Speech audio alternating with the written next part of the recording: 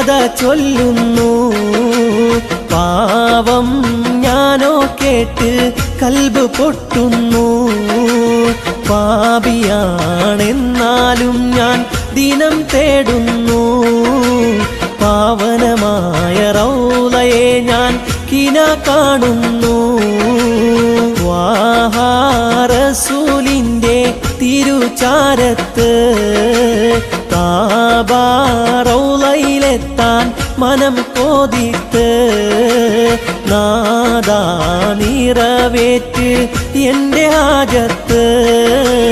നാളെന്നിൽ തീരും മുന്നേ ചേർക്ക തീരത്ത്.